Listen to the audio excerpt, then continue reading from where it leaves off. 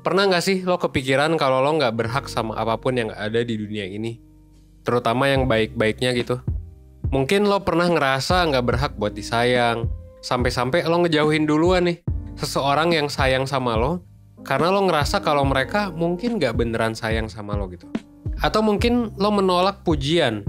Atau bahkan menolak kesempatan buat dapat promosi jabatan. Atau tawaran kerjaan. Cuma karena lo ngerasa bahwa lo tuh nggak pantas gitu. Lo bakal mengecewakan dan mungkin lo ngerasa nggak berhak buat dapetin itu. Akhirnya semua hal ini bikin lo sesak dan nggak nyaman sama diri sendiri. Karena meskipun lo ngerasa nggak pantas disayang atau nggak pantas dapet promosi, ya sebenarnya lo juga punya keinginan buat dapetin hal itu.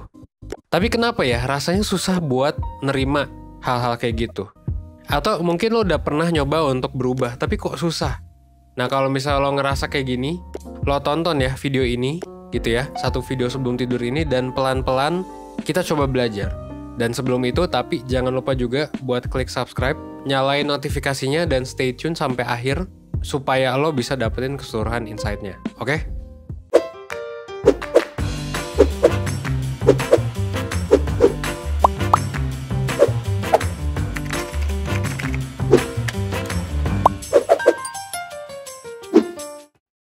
Nah jadi, fenomena yang gue jelasin di awal video ini itu dikenal dengan istilah self-sabotage.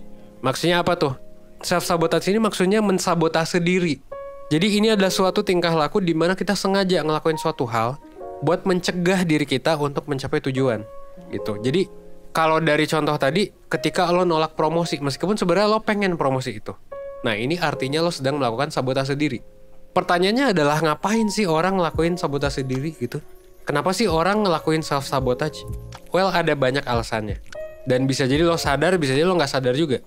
Nah, misalnya bisa jadi orang tuh ngelakuin self-sabotage karena mereka ngerasa gue kayaknya nggak layak deh. Dan mungkin mereka ngerasanya gue kayaknya nggak pantas deh. Dan akhirnya dia nolak nih kesempatan buat ya sukses. Karena dia nggak percaya, dia insecure sama kemampuan dirinya. Dan ngerasa kalaupun dia ngambil kesempatannya, ujung-ujungnya bakal gagal. Nah penyebabnya memang banyak ya, tapi secara umum self-sabotage ini berakar dari perasaan yang insecure atau kurangnya rasa percaya kita terhadap diri kita sendiri. Istilahnya kita ngerasa insecure atau nggak pede sampai-sampai kita justru pengen ngebuktiin pemikiran kita kalau kita memang kita jelek, memang kita payah gitu. Memang kita nggak berhak untuk ngedapetin itu. Nah pertanyaan selanjutnya sebenarnya adalah ini. Perasaan insecure dan nggak pede yang ekstrim ini sampai kita ngesabotase diri, itu datangnya dari mana sih? Nah jadi biasanya perasaan insecure dan gak pede ini itu datang dari critical inner voice. Atau bisa dibilang kritik dari dalam diri kita, kritikus ya, yang terbentuk dari pengalaman hidup kita. Khususnya ketika kita kecil. Nah kalau misalnya lo belum kebayang, kritikus ini adalah suara di kepala lo yang suka bilang kalau diri lo itu payah, males lah, gak bisa ngapa-ngapain, dan lain sebagainya. Nah kritikus dalam diri ini biasanya itu kebentuk karena kita menginternalisasi perkataan yang ditunjukkan oleh orang tua atau figur yang merawat kita ketika kecil. Misalnya kalau dulu orang tua lo bilang kalau lo itu pemalas, mungkin sekarang lo suka sengaja menolak kesempatan buat dapat kerjaan bagus karena lo yakin lo gak bakal bisa sukses. Karena ujung-ujungnya lo bakalan males aja gitu.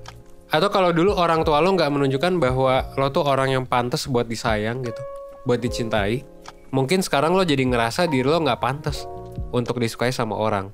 Akhirnya lo jadi menjauhi orang-orang yang bilang kalau mereka itu sayang sama lo. Cuma karena lo ngerasa nggak pantas. Bisa jadi lo sadar, bisa jadi lo nggak sadar. Jadinya lo pergi duluan. Atau mungkin lo justru jadi ngeraguin mereka dan mikir kalau mereka, kayaknya mereka cuma pura-pura. Kayaknya mereka bakal selingkuh. Kayaknya gue bakal ditinggal juga. Kayak gitu. Nah kalau udah kayak gini, ujung-ujungnya pemikiran lo bahwa lo nggak pantas dicintai, ya biasanya memang malah jadi kenyataan.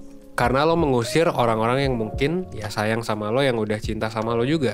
Itu contohnya ya. Nah intinya sebenarnya bisa disimpulin kalau self-sabotaging itu terjadi karena adanya pola pikir yang mungkin terbentuk sejak kita kecil. Dan benar-benar kita internalisasi, kita pegang teguh nih. Benar-benar kita percaya sampai setiap langkah yang kita ambil, kita secara sadar maupun gak sadar selalu berusaha buat mewujudkannya. Nah makanya pola pikir ini, mindset ini ya, itu adalah sesuatu yang mungkin sebenarnya belum sehat nih kalau kita mengalami yang kayak gini.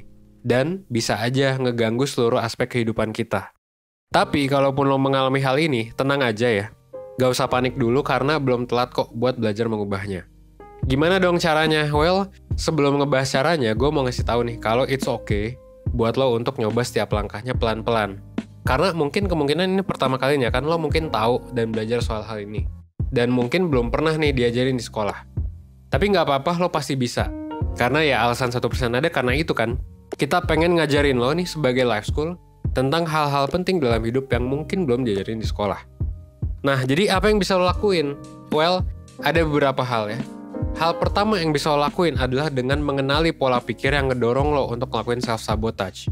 Apakah pola pikir bahwa lo tuh ngerasa lo tuh bakal gagal, lo tuh ngerasa bahwa lo tuh payah. Nah ini, coba lo identifikasi. Kalau udah mengenali polanya, lo bisa jadi menyadari kalau ternyata dorongan lo buat ngelakuin self-sabotage itu karena pikiran-pikiran nih dari kritikus dalam diri lo yang terbentuk sejak lama. Dan bisa aja ini belum tentu benar ya. Nah, jadi pertama adalah mengenali ya. Dan makanya tadi karena ini belum tentu benar, dan karena ini mungkin terbentuk sejak lama, makanya selain mengenali, lo juga bisa coba untuk belajar mengatasi gitu ya, melawan pola pikir tadi dengan hal-hal yang lebih rasional. Kalau misalnya memang itu sifatnya irasional. Coba deh lo tulisin gitu ya, hal yang sebaliknya tentang diri lo, dan fakta-fakta dari pengalaman masa lalu lo yang bisa ngedukung si hal yang rasional ini. Contoh, kalau misalnya lo berpikir bahwa lo nggak bisa ngapa-ngapain, mungkin lo bisa pikirin deh dan tulisin tentang momen-momen sebaliknya. Dimana bukan momen-momen lo gagal, tapi ketika lo berhasil ngelakuin sesuatu. Ketika misalnya lo berhasil ngebantu orang lain, dan lain sebagainya. Pokoknya lo bisa cari nih, bukti-bukti yang nunjukin kalau pola pikir yang lo punya itu, ya mungkin nggak bener, dan mungkin nggak rasional. Nah, kalau sampai sini lo masih bingung, lo sebenarnya bisa coba cek nih video 1% sebelumnya yang ngebahas soal insecure dan critical inner voice. Tapi sebelum lo nonton yang lain gitu ya videonya, lo coba beresin dulu ya video ini. Nah, saran gue, kalau memang lo ngerasa belum bisa menerima kelemahan diri lo, kalau memang lo ngerasa lo insecure, kalau memang lo ngerasa minder, saran gue, lo coba belajar lebih dalam soal ini. Dengan apa? Dengan ikut webinar 1%. Jadi di tanggal 10 April 2021, itu kita bakal ngadain webinar atasi insecure dan minder atas kemampuan diri. Di webinar ini akan ada gue, Evan ya, dan juga Kak Dila, psikolognya 1%. Di mana kita bakal ngejelasin lebih lanjut soal insecurity, inner voice negatif yang bisa bikin insecure, dan gimana caranya untuk mengatasi, untuk mengurangi insecure yang bisa langsung lo praktekin setelah lo memang mengikuti webinar ya. Dan dengan lo ikut webinar ini juga, lo bakal dibantu buat lebih memahami diri lo, gitu ya. Yang paling penting selain sesinya adalah psikotes. Jadi ada tes psikologi, supaya lo lebih paham soal diri lo. Terus, lo juga bakal dapet bantuan, ya jadi gua sama Kadila bakal ngasih tugas nih, berupa worksheet, gitu. Dimana lo bisa ngerjain worksheetnya, jadi praktekin langsung dan juga sebagai PR, supaya lo bisa mengatasi insecurity lo. Dan lo juga bisa tanya jawab sama pembicaranya ya, sama gue dan juga Kadila. Dan selain itu juga lo bakal masuk ke grup komunitas Telegram, di mana bakal ada sesi diskusi lanjutan. Kalau misalnya lo pengen tahu lebih lanjut, langsung aja ya, klik link di description box, atau lo bisa coba untuk cek 1%.net, oke? Mungkin sekian dulu dari gue soal self-sabotage. Intinya, buat keluar dari self-sabotage ini, lo perlu kenali dulu pola pikir negatifnya, dan cari solusinya. Dan setelah itu, lo bisa coba untuk mengatasi si pikiran negatif itu, kalau misalnya irasional, dengan hal-hal yang rasional, yang bisa ngebantu diri lo untuk berpikir lebih jernih. Nah, buat tahu lebih lanjut soal gimana cara mengatasinya yang tadi ya, saran gue ikut aja webinarnya, biar lo bisa dapat lengkap, sekaligus psikotes, worksheet, ya, dan juga tanya jawabnya tadi ya. Oke? Mungkin akhir kata, gue Evan dari 1%, well, sebagai salah satu member 1%, dan sebagai pembicara webinar nanti, gue tunggu lo di webinar 1%. Oke? Thanks.